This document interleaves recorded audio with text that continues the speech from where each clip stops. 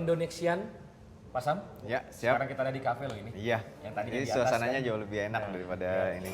Dan kita masih berada di Kai Cafe Iya. di Hotel Mart Mars. yang dulunya namanya Golden Tulips, di Pasar Pasar Baru Jakarta.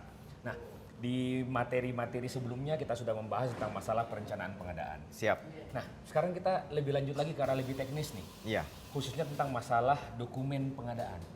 Oke. Nah, ya. kalau kita bicara masalah dokumen pengadaan, apa sih itu dokumen pengadaan? Jadi setelah semua kebutuhan kita tetapkan, kemudian nanti kita susun spesifikasinya seperti apa, kemudian hal yang perlu kita lakukan adalah dalam rangka memilih penyedia, Ya. itu kita harus menetapkan yang namanya dokumen. Dokumen Nah, ya?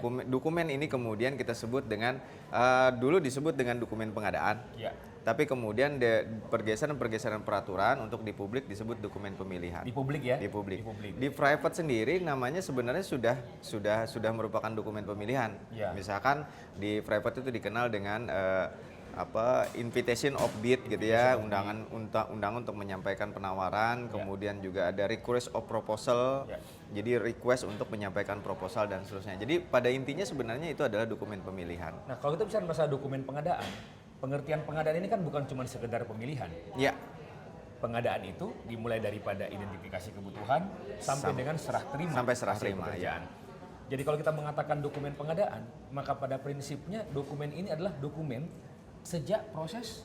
Nah, kalau secara Pengertian pengadaan ya, substansi Ya. secara substansi sebenarnya kalau disebut dokumen pengadaan, maka dimulai dari dokumen identifikasi kebutuhan, Ya. kemudian muncul lagi kemudian persiapan, spesifikasi dan seterusnya. Jadi rangkaian itu disebut dokumen pengadaan. Termasuk yang disebut dengan kerangka acuan kerja, Betul. kemudian spesifikasi teknis, kemudian RAB yang kita Iya, sudah bahas. termasuk itu dokumen sebelumnya, perencanaan yang dokumen tadi. perencanaan dan sampai bahkan dokumen serah terima. Betul sekali. Sekarang mari kita fokus ke dokumen pemilihan. Iya. Dokumen pemilihan ini adalah dokumen yang digunakan untuk memilih, Ya. memilih penyedia barang atau jasa. Gitu kan? Bagian kecil dari proses pengadaan barang jasa adalah bagaimana memilih supplier. Supplier. Nah, memilih supplier ini kemudian dokumennya disebut dengan dokumen pemilihan. Dokumen pemilihan. Nah, kembali lagi bicara tentang dokumen pemilihan, pasti ada bagian-bagian dokumen ini juga. Ada, Nah, ada. apa saja bagian-bagiannya ini? Secara utama sih sebenarnya yang disebut dengan dokumen pemilihan itu pertama Ya. dia berisi tentang susunan dokumen pemilihan terdiri dari kriteria pemilihan. Kriteria pemilihan. Kemudian yang kedua adalah dokumen kualifikasi. Kualifikasi itu dokumen yang Menilai kompetensi daripada nanti calon supplier. Tapi ditetapkan dulu oleh yang akan memilih nih ya, oleh yang akan memilih, bisa itu pengguna, bisa itu pelaksana, bisa itu juga yang memilih.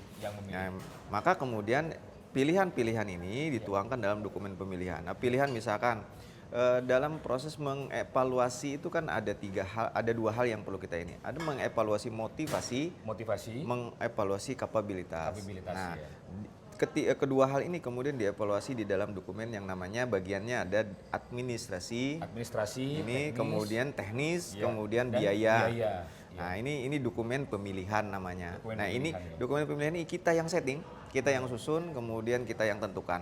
Nah, kemudian dokumen pemilihan ini kita juga pelaksana pengadaan juga menyusun namanya dokumen kualifikasi. Artinya kualifikasi yang kita butuhkan. Qualified atau tidaknya penyedia itu tergambar melalui dokumen kualifikasi. Iya, jadi kriteria kualifikasi apa yang kita butuhkan, gitu kan? Ini kita tetapkan ini dari sisi kita. Ya. Nah, kemudian dokumen ini kita lempar ke pasar. Nah, pasar itu melengkapi dokumen tersebut dan berdasarkan isian yang ada dalam dokumen tersebut, maka dilakukan proses pemilihan. Nah, ini kalau kita bicara dari sisi publik ya. Iya, publik. Tapi kalau private yang tadi Pak Sabtu sudah sampaikan. Kalau private itu jauh lebih simple lagi kalau saya melihat, tapi tetap akuntabel.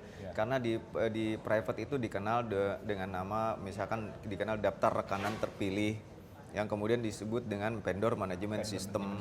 Jadi kalau di private itu sifatnya hanya bersifat invitation, pengundangan saja. Ya, invitation to bid untuk menawar. Nah, kalau misalkan pekerjaan ini adalah pekerjaan yang kompleks sehingga memerlukan usulan dari supplier, maka ini nanti ada yang kita minta mereka menyampaikan proposal. Nah, ini di private. Di private ya. Jadi kalau kita lihat secara detail bahwa Yang disebut dengan dokumen pengadaan adalah dokumen yang diperlukan untuk melaksanakan pengadaan barang atau jasa. Nah, pengadaan ini bukan cuma sekedar pemilihan. Betul. Dimulai daripada identifikasi kebutuhan sampai dengan serah terima. Sehingga kalau kita mengatakan dokumen pengadaan adalah semua dokumen mulai daripada perencanaan sampai dengan serah terima hasil pekerjaan. Betul. Nah, ini untuk publik nih. Iya. Publik. Tapi kalau untuk private itu jauh lebih simpel, jauh lebih simpel, iya. Ada request for proposal, invitation to bid dan segala macam. Ada berbagai macam lagi metode yang dipakai di private. Jauh lebih banyak pilihan sebenarnya. Nah, kenapa di private jauh lebih banyak pilihan? Karena memang strukturnya seperti itu. Sekali lagi private itu orientasinya adalah profit. Private profit gitu ya. Nggak jauh-jauh dari situ lah. Semoga ini membuat lebih jelas rekan-rekan kita yang mengikuti kursus ini, dan kita bertemu di materi berikutnya. Saya Halid Mustafa. Saya Samsul Ramli. Salam pengadaan. Nah, ini kan